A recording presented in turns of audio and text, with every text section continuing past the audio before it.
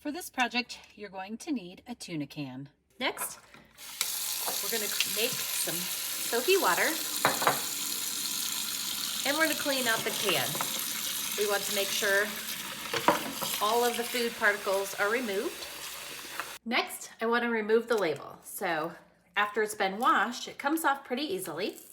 You simply peel it off, and you can clean up any of the sticky stuff with a little Goo Gone if you want, or leave it depending upon what you're going to do for this next step. Now that we have this cleaned up, you are going to decorate it. And you could do a lot of different things. You could spray paint it, you could leave it as is. But one of my favorite things to do is use something that I can interchange depending upon my seasons. So with that, I could use ribbon, I could use duct tape, I could use any different kind of ribbon, tape, anything I want. So I'm gonna start by taking some painter's tape.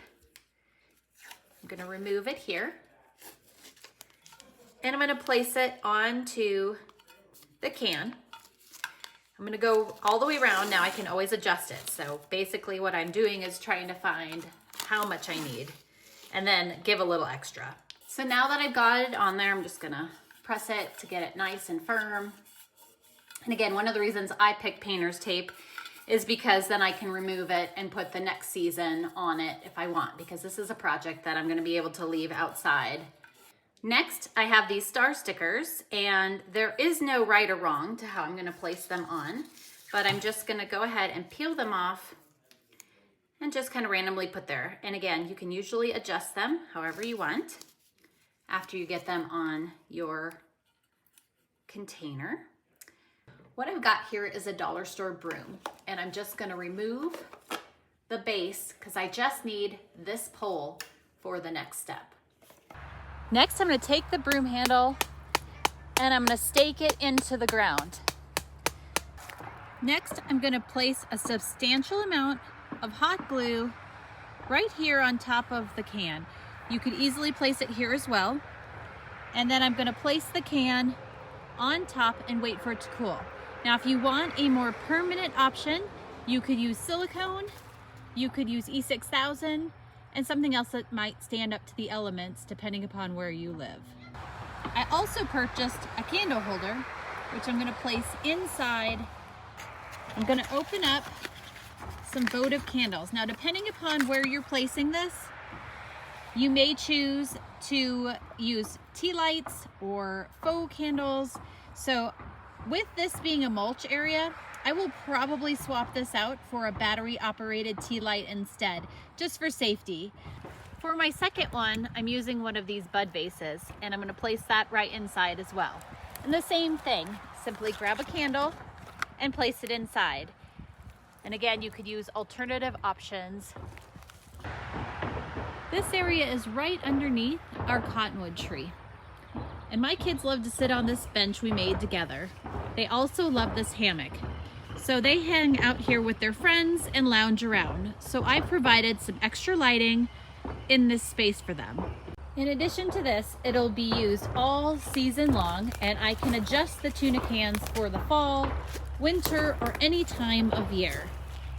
So I'm opting to use white chalk paint. If you watch me over on Hammond's Nest or you followed me here on Hometalk, you know I like my chalk paint, but you could spray paint for this step if you wanted to. I'm just going to do one coat. It's rustic. I'm embracing that.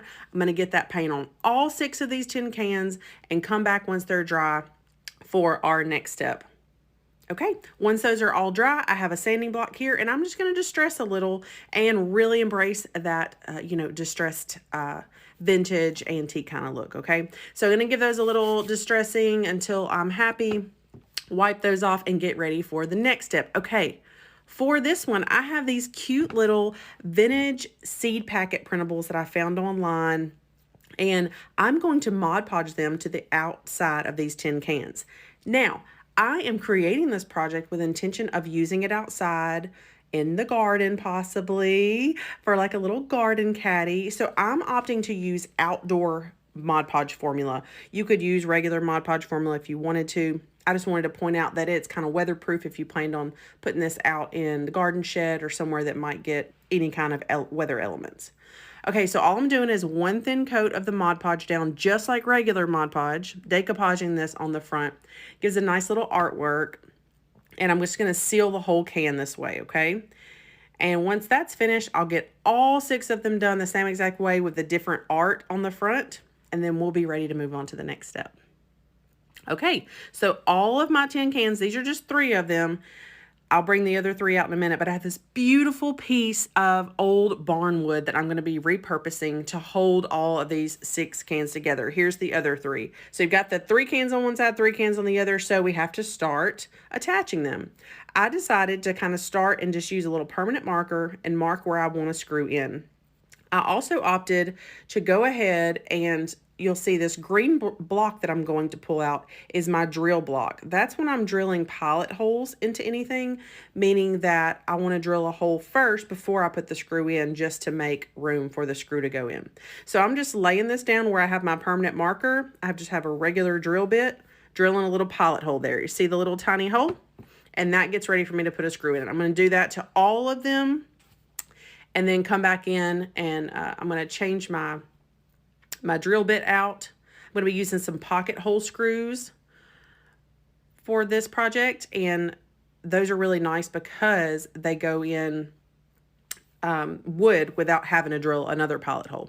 So I'm going to get those attached, start with my center one and work my way out.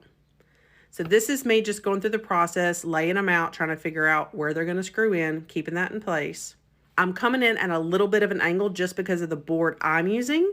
Depending on what materials you use or what size screws you use, you may not even have to angle it at all. But because of the way you're screwing down into the tin can, it will have a slight angle, but it held very nicely. It's very tight.